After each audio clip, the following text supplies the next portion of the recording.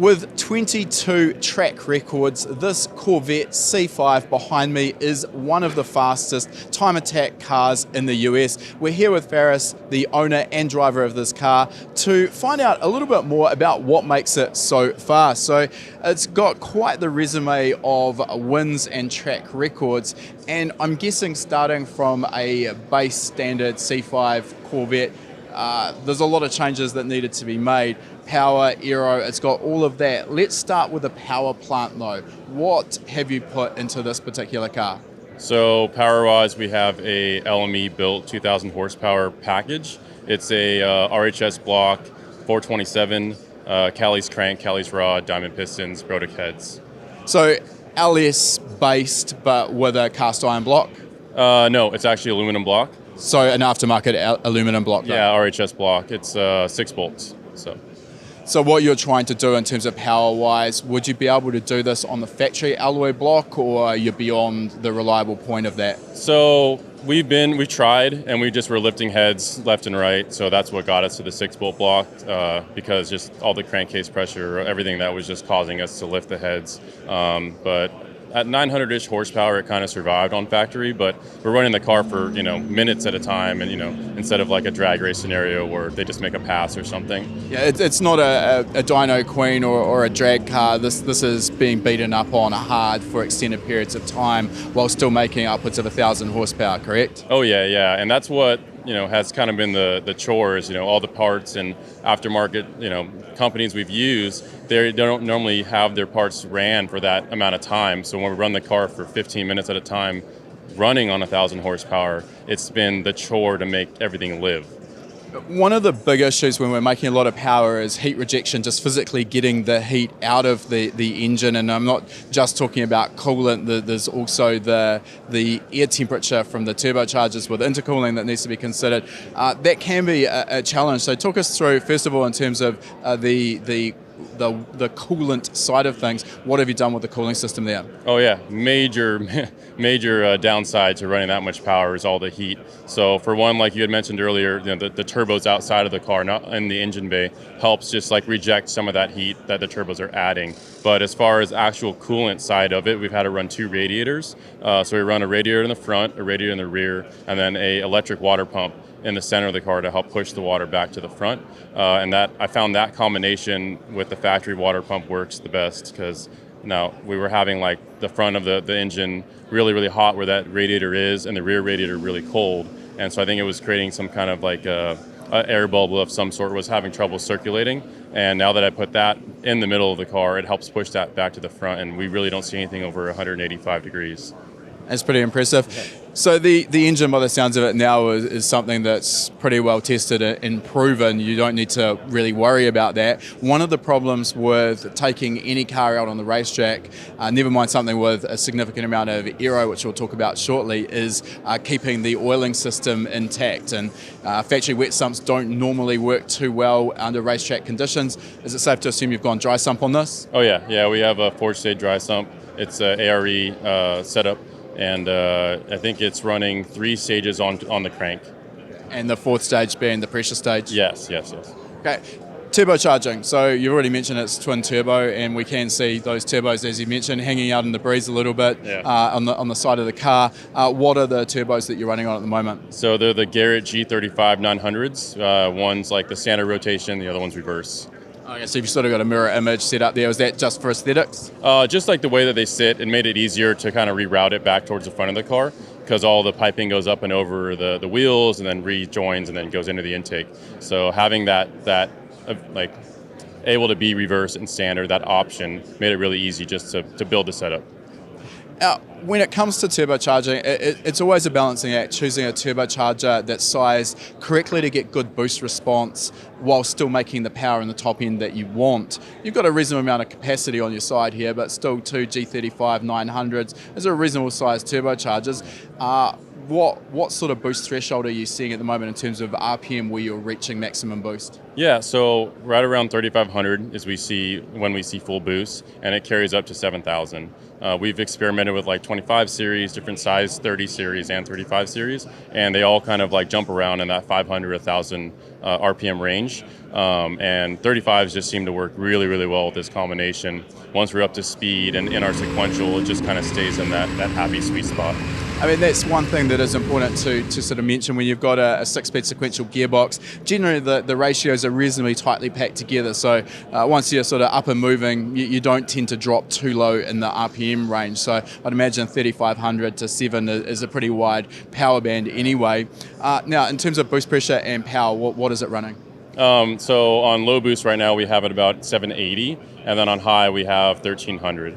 And what are those actual boost pressures? So the 780 is like 8 pounds of boost and about 20 pounds for the 1300. So you're not still really leaning on them that hard, but obviously the power numbers are there. That's what you need. I can imagine that this car, despite the aero, would still be a bit of a handful in the lower speed corners. You've got no benefit of four-wheel drive to get that power to the ground. Are you using any tricks with the engine management in terms of torque management, boost by gear, boost versus speed, or limitations on throttle opening, anything like that? Yeah, currently not. I mean, we've experimented with it, and I felt that the car, was slower. Data show that it was slower, and just giving it to me all the time was kind of what myself and the car wanted as a pair. But we do run MoTeC traction control, so that kind of helps aid that initial throttle response when I get all that torque in. But as far as cutting anything or limiting any boost, we're running all of it. So it's all down to your right foot and how you apply that. Yeah. With drive-by-wire throttle, another advantage we've got is the ability to tailor the relationship between the throttle body movement and the driver's right foot. And there can be some tweaking in that suits some drivers' preference a little bit better. Maybe you want a lot of torque initially, or you want the torque to come in a little bit later. Are you doing anything with mapping the throttle opening? No, we're not mapping it at all.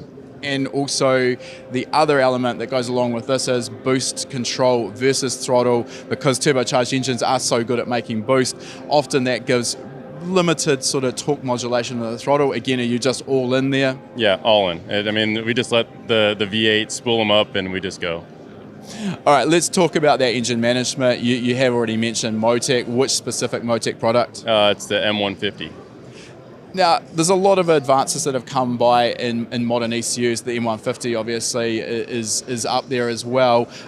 Sort of engine protection strategies. I'm talking here like warnings or limiters for over temp, for oil pressure, also closed loop air fuel ratio control, closed loop knock control. Are any of those strategies being employed here to keep the engine alive? Definitely closed loop. That is like up to 15% of corrections, and that's vital for a car that's running for that many minutes at a time, right? Things start to change, the heat changes the chemistry of the fuel and whatnot. So closed loop we run, and then obviously certain warnings for oil pressure, lights, also limitations. If we do see a sudden drop in oil pressure, it cuts throttle.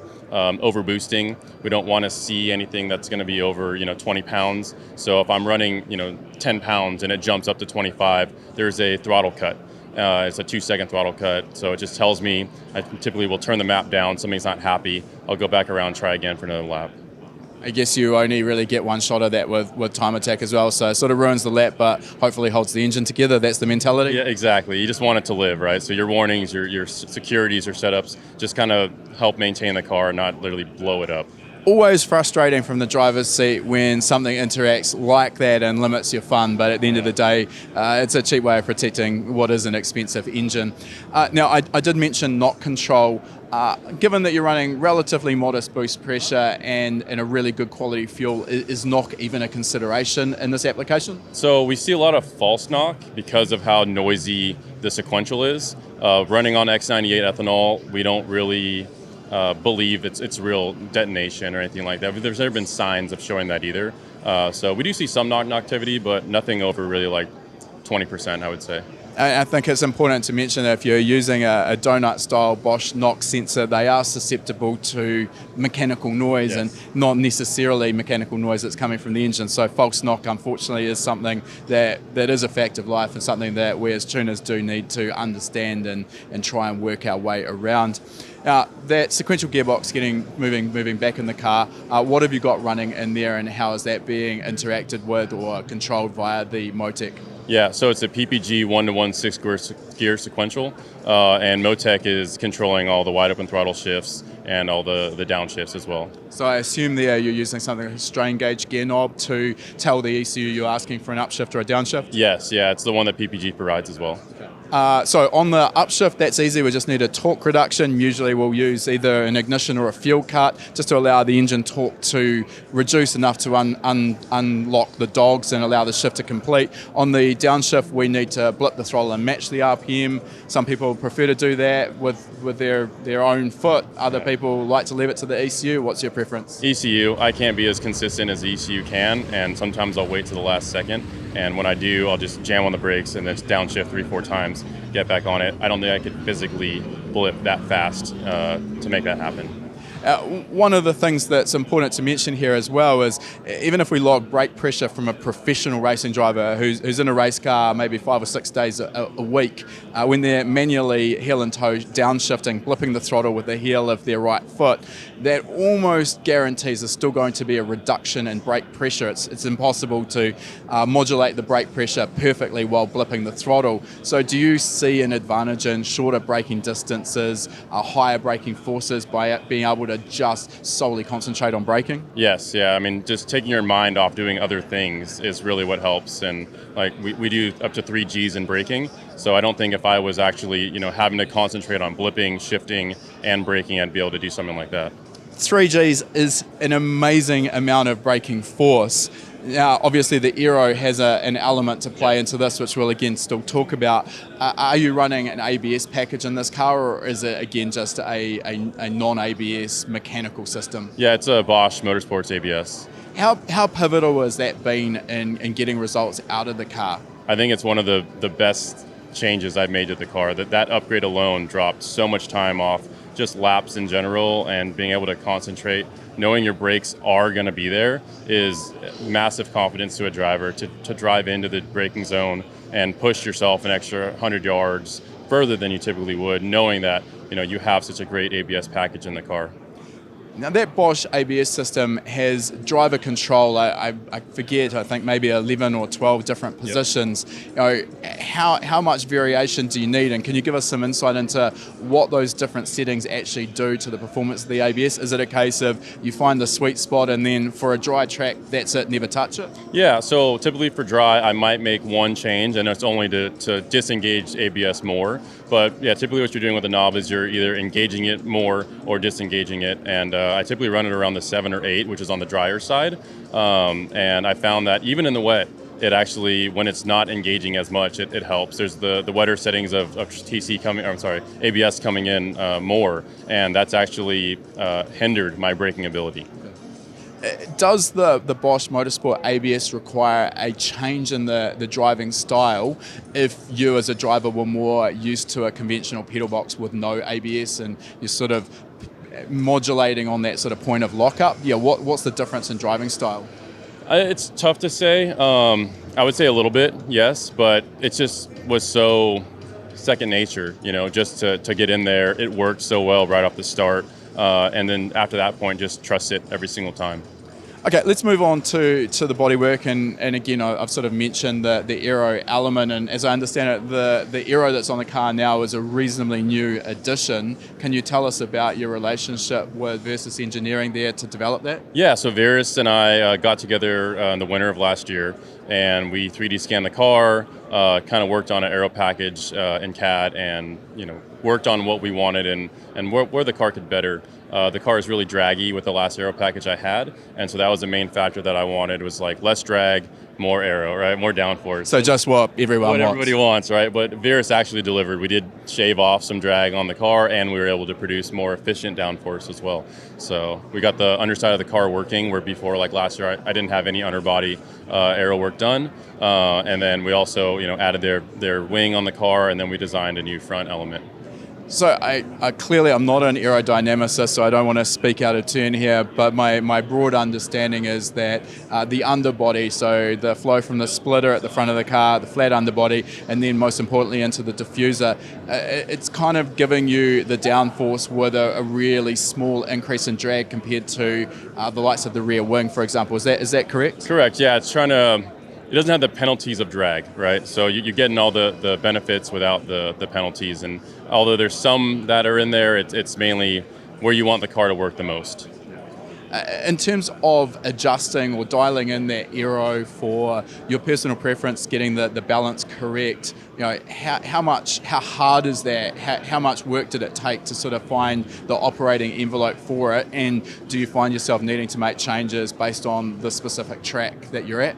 Oh yeah, no, I still haven't found it. It's a give and take, and it's kind of it's been a chore to really get it where that it's happy. You can have all this aero that you want, but if it's not working and the car, the suspension, everything's not in harmony, it means nothing. So this whole year has really been developing the car, different spring rates, adjusting aero, ride height, stuff like that. Tires play a huge role in it as well. Pressures, so it's a give and take. You just have to find, and I'm still balancing that out right now.